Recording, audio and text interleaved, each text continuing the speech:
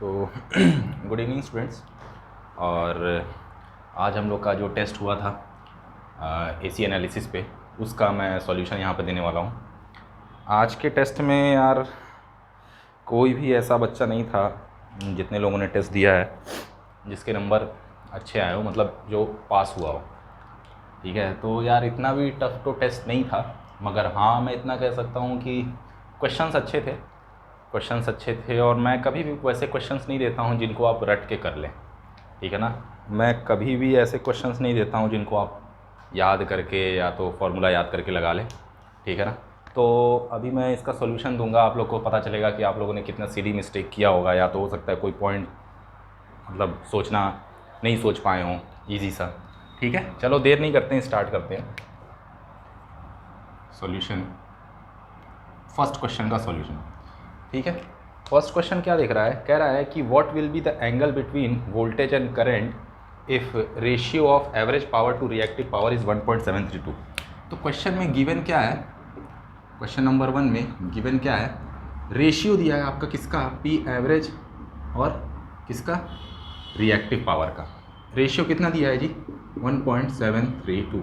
अच्छा, ये 1.73 को क्या लिख सकते हैं, √3 लिख सकते हैं। चलिए, अब एवरेज पावर एक बात बताइए क्या होती है, V R M S I R M S cos of phi होता है ना, कॉस ऑफ फाई होता है। चलिए, और रिएक्टिव पावर क्या होती है, V R M S I R M S sine of phi होता है ना, समझ रहे हैं। और यही चीज़ आप लोग को क्या दी है, √3। अच्छा, यहाँ से देखिए वी आर एम एस और आई आर एम एस दोनों ऊपर नीचे कट जाएगा, इसका मतलब क्या दिया है, cos phi upon sine phi को क्या लिख सकते हैं, कॉट फाई। कॉट फाई की वैल्यू √3 दी है, कॉट फाई की वैल्यू √3 दी है। अच्छा, इसका मतलब आप लोग क्या लिख सकते हैं, टेन फाई की वैल्यू कितनी दी है, 1/√3। टेन फाई की वैल्यू दी है 1/√3। अब जरा यहाँ से फाई की वैल्यू नहीं निकाल पाओगे, कितना एंगल होगा, टेन इनवर्स 1/√3, और ये कितना आता है आपका 30 डिग्री। मतलब फाई का वैल्यू 30 डिग्री आया, और यही फाई क्या होता है जी, तुम्हारा difference between voltage angle and current angle, यही होता है ना। इसका मतलब difference between voltage and current angle कितना आया जी, 30 डिग्री। तो कौन सा आंसर सही होगा, के। देखो कितना सिंपल था, जितने लोगों का ये गलत हुआ है जरा इसको ध्यान से देखो, इसमें कुछ था क्या जी।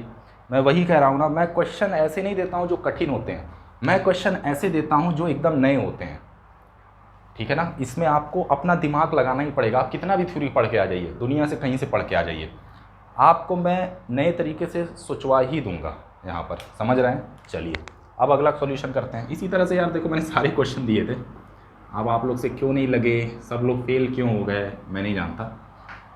बाकी मैंने तो ऐसा कुछ इसमें ऐसा नहीं कोई नया फॉर्मूला लिख दिया है जिसमें मैं मतलब मैंने पढ़ाया ना हो अपने लीड वाले बैच में बच्चों को। ठीक है ना, लीड वाले बच्चे ज़्यादातर समझ पा रहे होंगे।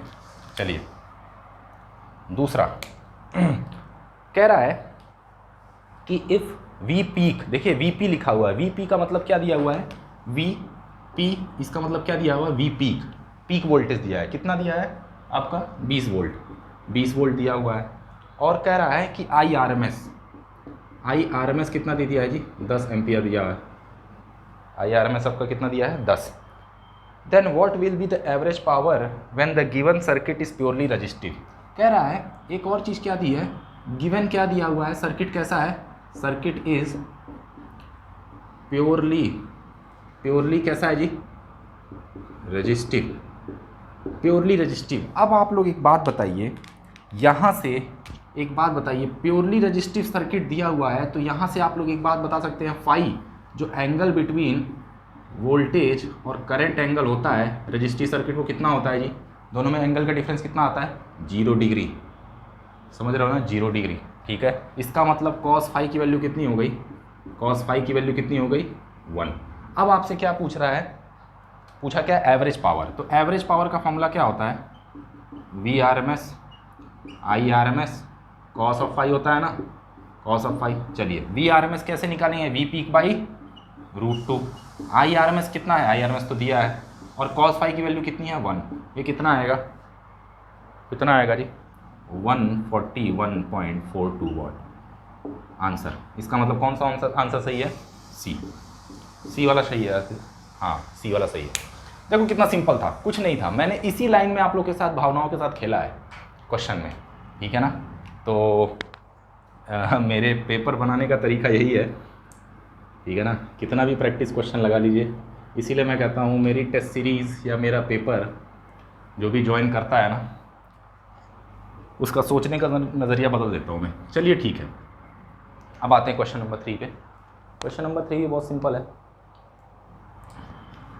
क्वेश्चन नंबर 3 मैं पढ़ देता हूँ। कह रहा है given voltage is 20 sin 2t।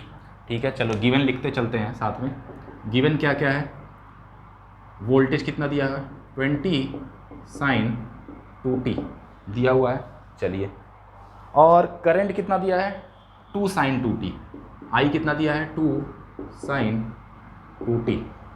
ठीक है, चलिए। Then what is the value of element used so that voltage leads the current by 90 degree. कह रहा है what is value of element so that voltage जो है आपका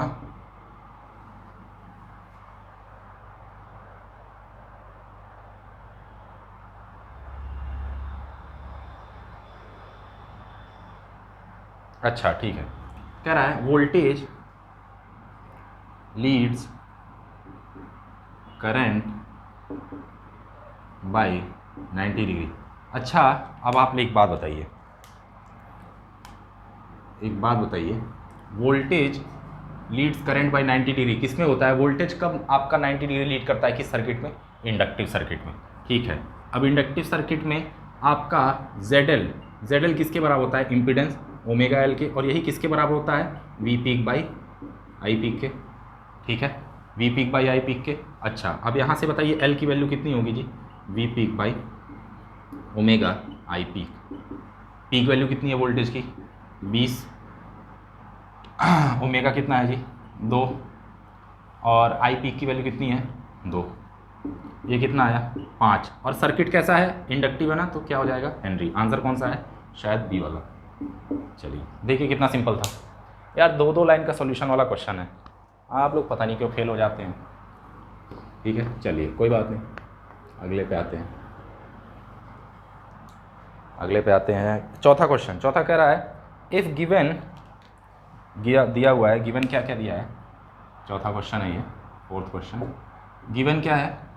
omega equals to 0.02 radian per second दिया हुआ है, और आपसे कह रहा है and 2 elements simultaneously are used 1 by 1 of same value but they are inductor and capacitor of value 2, then which of the statement is correct. कहने का मतलब ये है, ओमेगा दिया हुआ है और कह रहा है कि 2 एलिमेंट्स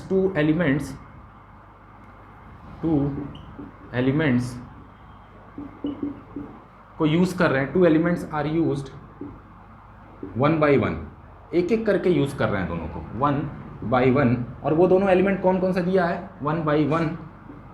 और दोनों एलिमेंट्स कौन से हैं? दोनों दिया भी है क्वेश्चन में, L and C।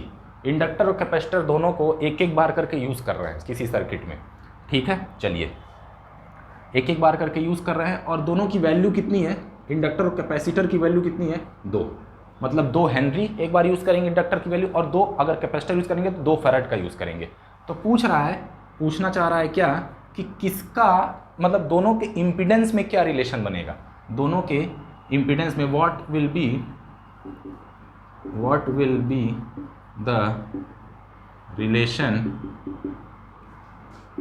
Of impedance, यही पूछना चाहा है उसमें। ठीक है ना, जो ऑप्शन में पूछा है ना, यही चीज़ पूछना चाहा है, रिलेशन ऑफ इम्पीडेंस। और कुछ और दिया है क्या उसमें? दिया है सेम वैल्यू। हाँ ठीक है, चलिए। तो अब एक बात बताइए, कैपेसिटिव इम्पीडेंस की वैल्यू क्या होती है? 1 by ओमेगा सी। चलिए यहाँ से जरा बताइए कितना आ रहा है 1 by ओमेगा सी। वैल्यू कितनी दी है? अगर कैपेसिटर यूज़ करेंगे तो 2 फैराड यूज़ करेंगे, इंडक्टर यूज़ करेंगे तो 2 हेनरी का यूज़ करेंगे। वही चीज़ बोल दिया है कि दोनों को अलग अलग यूज़ कर रहे हैं कैपेसिटर और इंडक्टर, मगर दोनों की वैल्यू सेम रख रहे हैं क्वेश्चन में, यही बोल रहा है। अच्छा, ओमेगा कितना दिया है? 0.02, और कैपेसिटर की वैल्यू कितनी दी है जी 2। अच्छा इसको ज़रा सिंप्लीफाई करो, कितना आ रहा है, ऊपर जाएगा तो बचेगा 100/4, ये आएगा 25। यहाँ पे 25 ओम आ रहा है, क्यों भाई 25 ओम आ रहा है ना, हाँ ऊपर जाएगा 100 नीचे 4 25 ओम, ठीक है। कैपेसिटिव इम्पीडेंस की वैल्यू ये आ रही है। अच्छा इंडक्टिव की कितनी आती है, इंडक्टिव तो ओमेगा एल होता है, कितना आएगा 0.02, और इंडक्टर की वैल्यू भी क्या बोला है लेने के लिए, 2 ही लेने के लिए बोला है। चलिए ये कितना आ रहा है जी 0.04 ओम। अब आपसे पूछ रहा है ऑप्शन में अलग अलग देखिए कि कौन सा वाला सही है। तो देखिए ऑप्शन सी बोल रहा है ZC आपका ZL से बड़ा होगा, और यही क्या है आपका सही रिलेशन, यहाँ से दिख रहा है ना, वो 25 आ रहा है, ये 0.04 आ रहा है, इसका मतलब कौन सा ऑप्शन सही है, सी। ठीक है, ये क्वेश्चन थोड़ा सा मैंने जान के घुमा घुमा के बातें बोल दी थी, मगर देखो सॉल्यूशन सिंपल ही है यार उसका, वही इम्पीडेंस, वही इंडक्टिव वाला इम्पीडेंस ओमेगा एल, यही सब करवा रहा है आपसे। ठीक है, तो ऑप्शन क्या है इसका, सी वाला सही है। चलिए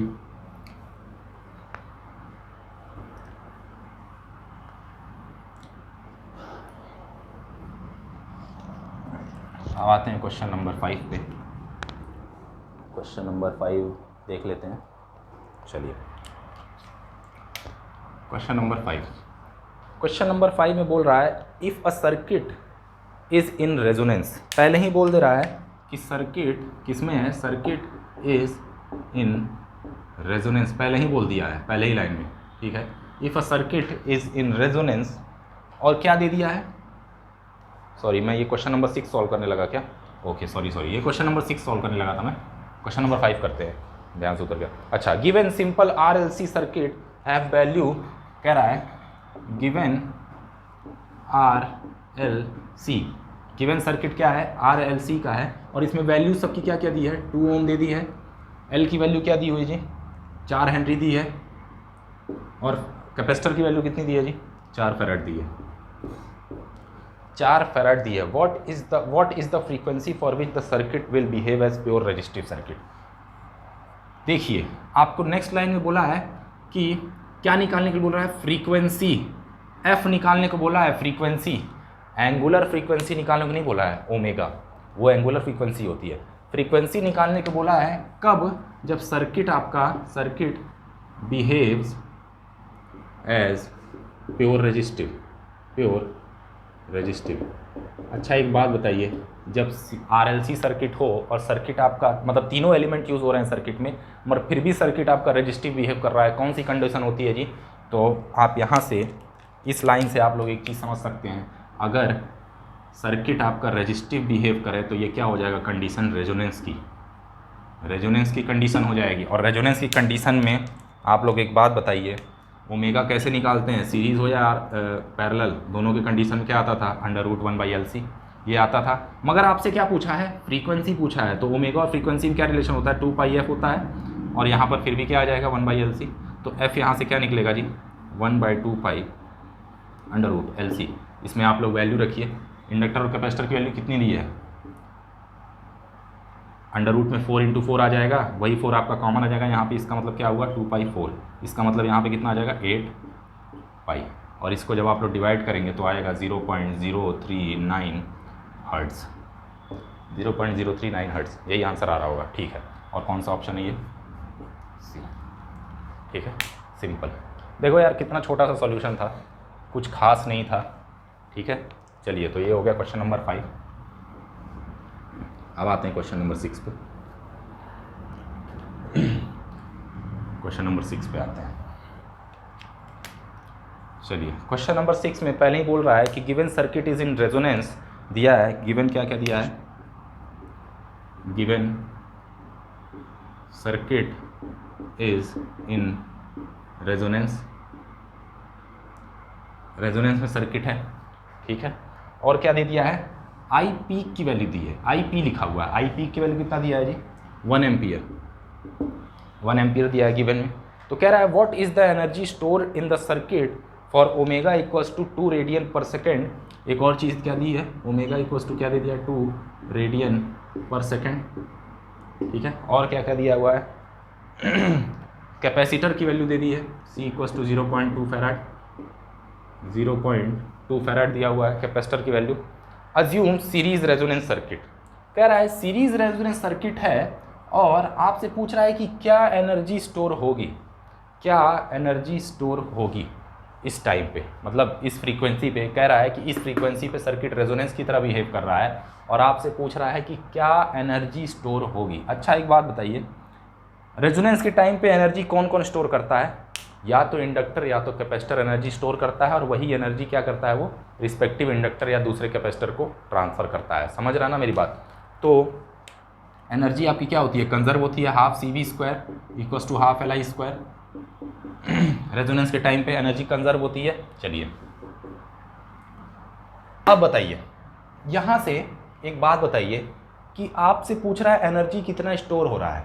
दोनों में से कोई भी एक चीज़ आप लोग निकाल लिए तो आपका आंसर आ जाएगा, ठीक है ना। अब एक बात बताइए, कौन सा चीज़ निकालना आपको अच्छा लगेगा? क्या निकालें आप, बताइए क्या निकालें आप? हाफ CV² निकालने जाओगे, कैसे निकालोगे? वोल्टेज के बारे में तो कुछ दिया नहीं है। आपको ये वाला फॉर्मूला पकड़ना है, क्योंकि आपके पास करंट की वैल्यू है, आपके पास करंट की वैल्यू है और सर्किट कैसा है, सीरीज रेजोनेंस। सीरीज रेजोनेंस मतलब कि सीरीज में करंट फ्लो कर रहा है, ठीक है ना। सीरीज में करंट क्या होता है, सेम होता है, ठीक है ना। तो अगर आपको मन करे तो ये वाला यूज़ कर लीजिए और अगर आपको मन करे तो ये वाला भी यूज़ कर सकते हैं। यहाँ पे आपका क्या हो जाएगा, अगर ये वाला यूज़ करेंगे तो आपको वोल्टेज को करंट वाले फॉर्म में चेंज करना पड़ेगा। तो किसको यूज़ करें, पहले हम इसको यूज़ करते हैं। चलिए, अगर हम हाफ CV² निकालना चाहें तो यहाँ से देखिए, करंट तो सीरीज़ में है ना, क्वेश्चन में देखिए करंट सीरीज़ में कह रहा हूँ, सर्किट तो सीरीज़ रेजोनेंस का है ना, तो मतलब करंट आपकी सेम होगी। हाफ C कितना आया है जी, 0.2। और V² कैसे लिखेंगे, कैसा होता है जी V आपका कैपेसिटिव सर्किट में कैसा आता है, I डिवाइडेड क्या आता है, I डिवाइडेड बाई ω/C का होल स्क्वायर, यही होगा।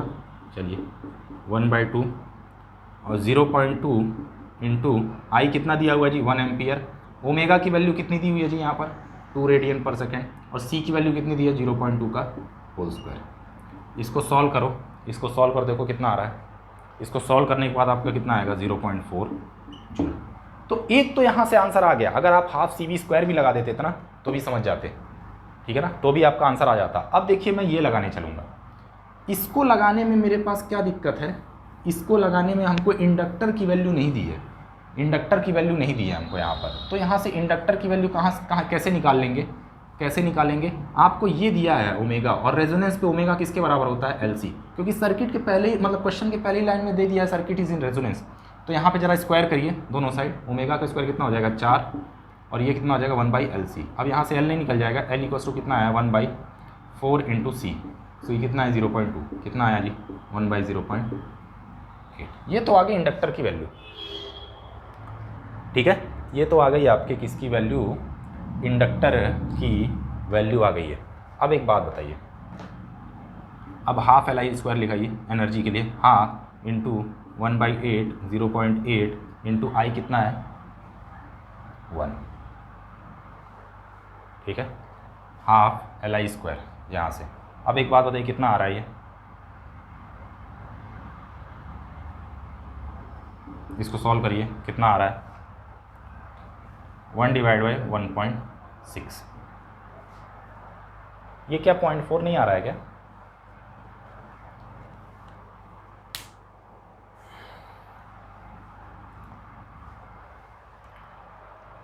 कुछ मैंने गलती की है क्या इसमें?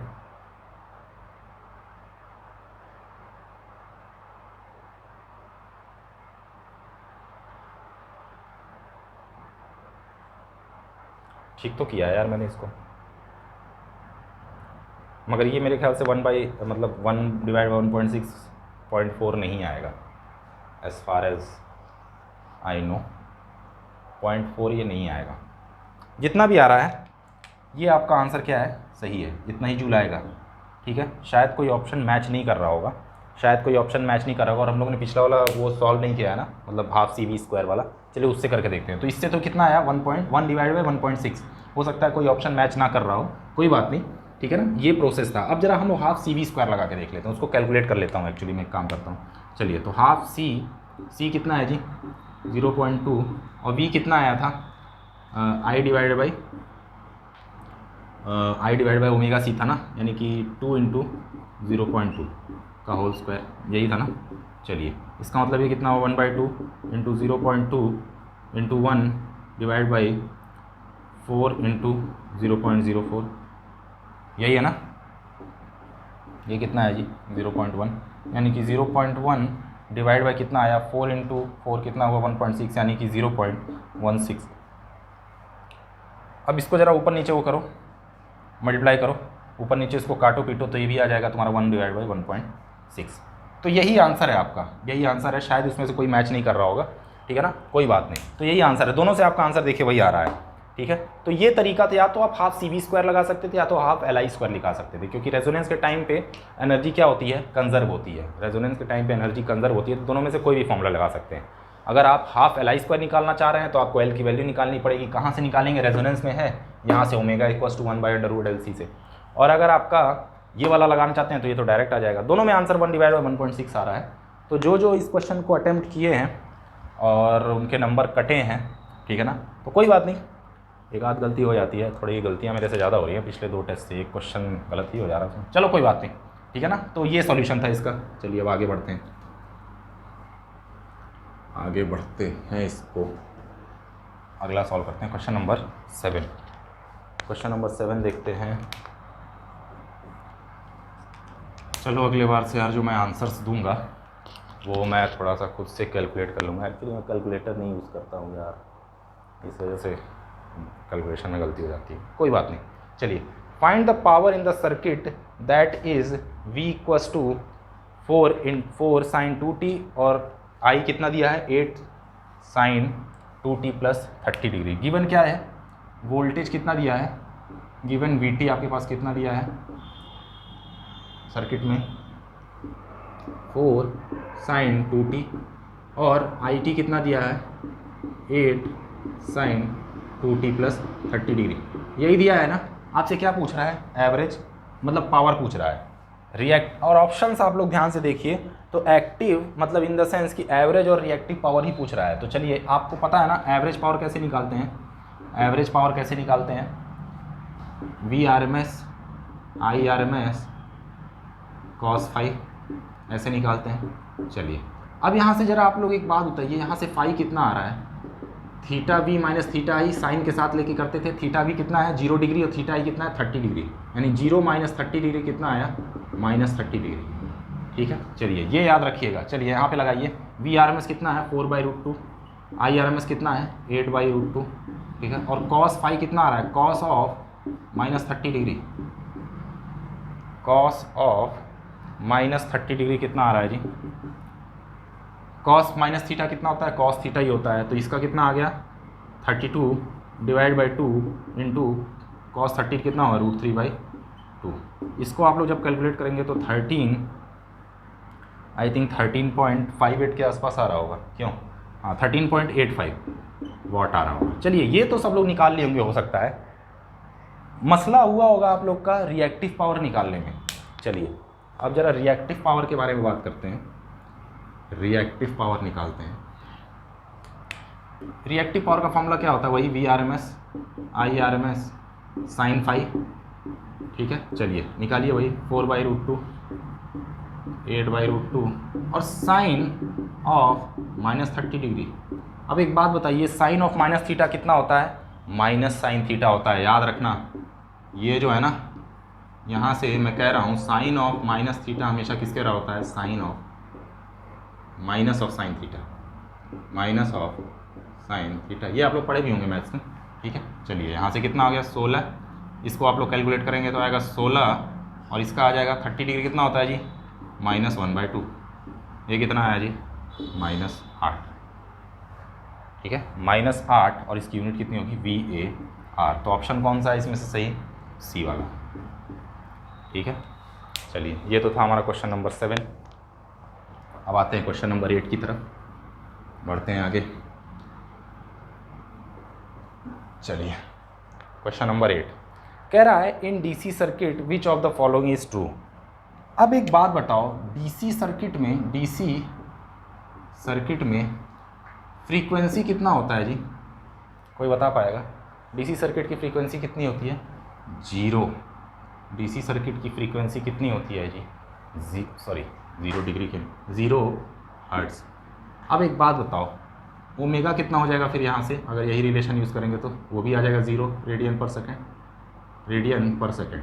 अब एक बात बताओ, इंडक्टिव लिखो, इंडक्टिव इम्पीडेंस कितना होता है, ओमेगा इंटू एल। करोगे जरा, 0 इंटू एल जो भी दिया हो, कितना आंसर आ रहा है, 0 ओम।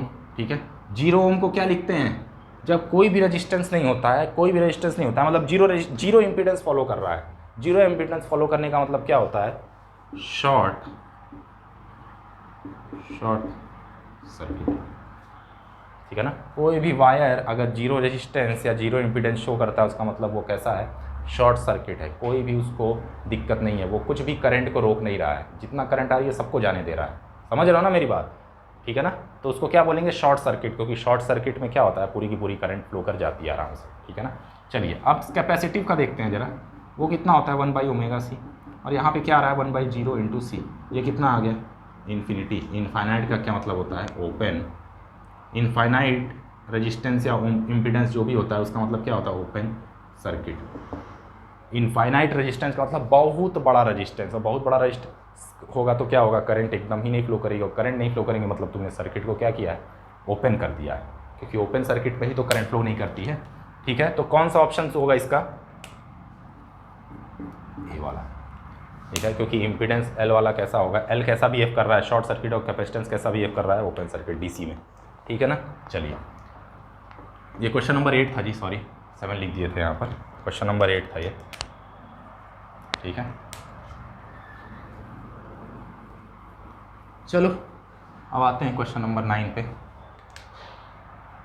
क्वेश्चन नंबर 9 कह रहा है, if we increase the frequency then, कह रहा है अगर इफ़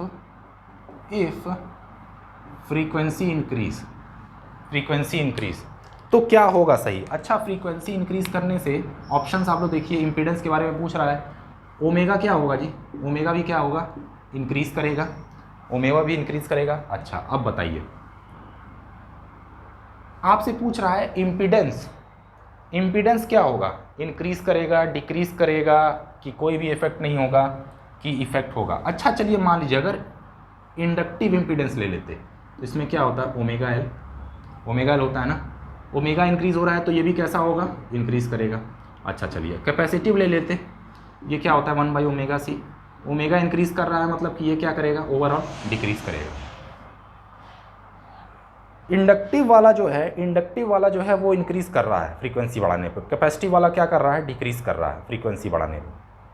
क्या होगा आंसर इसका फिर। और क्वेश्चन में कहीं ये बोला है क्या कि इम्पीडेंस जो है वो इंडक्टिव है या कैपेसिटिव है या दोनों है, कुछ बता पाओगे क्या तुम लोग।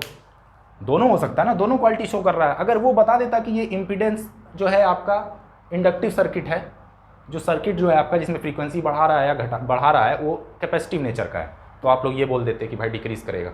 अगर वो बोल देता कि कैपेसिटिव नहीं इंडक्टिव नेचर का है, तो आप लोग ये बोल देते सर इंक्रीज करेगा। तो कौन सा वाला बोलोगे, यहाँ पे तो कुछ बोला ही नहीं है, तो हम लोग यहाँ पे ये क्या आंसर हो जाएगा हमारा, आंसर नंबर डी, कि वी कांट से हम लोग बता नहीं सकते हैं कि क्या होगा। जब तक वो स्पेसिफाई नहीं करेगा कि सर्किट किस नेचर का है, तब तक हम लोग क्या कर सकते हैं, बता नहीं सकते हैं कांट से। तो इसका आंसर कितना होगा, डी। ठीक है ना, चलिए ये तो था आपका क्वेश्चन नंबर 9, और अब आते हैं लास्ट क्वेश्चन की तरफ आते हैं। अब आप लोग एक बात बताइए, इस क्वेश्चन में कह रहा है कि रेजोनेंस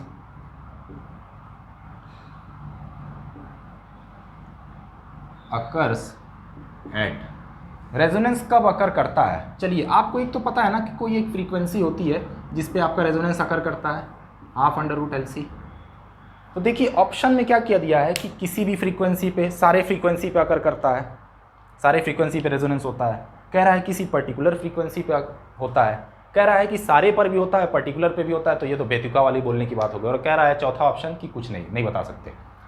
अब एक बात बताओ, मान लो यहाँ पर हम कोई एल और सी की ऐसी पर्टिकुलर वैल्यू ले लेते हैं, जहाँ से हमको कोई ऐसी पर्टिकुलर वैल्यू कुछ भी ले लेते हैं, मतलब जिसका प्रोडक्ट करके अंडर रूट करने के बाद 2 रेडियन पर सेकेंड आया।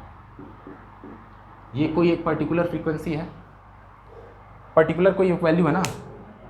अब एक बात बताओ, ये फ्रीक्वेंसी अपने आप बदल जाएगी क्या, जब तक एल और सी को नहीं छेड़ोगे, जब तक तुम एल और सी को नहीं छेड़ोगे तब तक तुम्हारी ये फ्रीक्वेंसी यही रहेगी, रेजोनेंस फ्रीक्वेंसी। एग्जाम्पल लेके मैं कह रहा हूँ, मान लो कुछ ऐसा मल्टीप्लिकेशन किसी पर्टिकुलर सर्किट में तुम ले लिए हो एल और सी की वैल्यू, जिसका तुम्हारा रेजोनेंस फ्रीक्वेंसी ये आ रही है। अब मैं वही कह रहा हूँ कि क्या तुम थोड़ी देर बाद आओ घूम घाम के और फिर नापो तो तुम्हारी फ्रीक्वेंसी कुछ और आएगी क्या रेजोनेंस की? नहीं आएगी। क्यों? क्योंकि रेजोनेंस फ्रीक्वेंसी किस पे डिपेंड करता है? इन्वर्सली प्रोपोर्शन किसके है? इन्वर्सली प्रोपोर्शन है तुम्हारा एल और सी के, इन दोनों के इन्वर्सली प्रोपोर्शन है। मतलब जब तक तुम एल और सी को नहीं बदलोगे तब तक तुम्हारी फ्रीक्वेंसी नहीं बदलेगी, और एल और सी को बदलने का मतलब है कि आप लोग सर्किट ही बदल दे रहे हैं।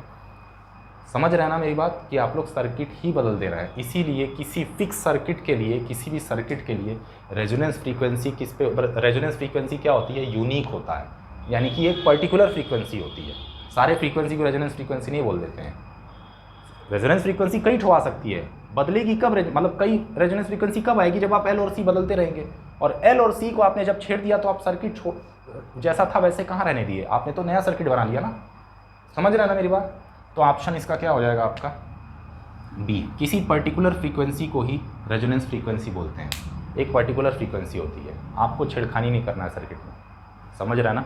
तो ये हमारा टेस्ट ये भी देखो, ये भूल गए, भी क्वेश्चन नंबर 10 था जी, ये भूल जाता है। चलो, तो ये हमारा टेस्ट एनालिसिस था, टेस्ट नंबर 2 का। देखो बहुत टफ क्वेश्चन नहीं था, एक आध क्वेश्चन लैंग्वेज वाले में दिक्कत थी, मगर ऐसा नहीं था कि आप लोग मिनिमम 60% मार्क्स भी ना पा पाइए। ठीक है ना? तो अपनी गलती देखिएगा आप लोग कहाँ किए हैं। ठीक है, मैं ऐसे ही क्वेश्चन बनाता हूँ, मतलब ये मेरी आदत है। अब मैं एकदम इजी क्वेश्चन नहीं दे सकता हूँ, ठीक है ना? तो कोई बात नहीं, चलिए होपलेस मत होइए मार्क्स से, और इस पेपर को दोबारा अटेम्प्ट करिएगा अच्छे से, ठीक है ना? और फिर अपना एनालाइज करिएगा, सीखने के लिए था ये पेपर, ठीक है ना? चलिए ओके, चलिए गुड नाइट।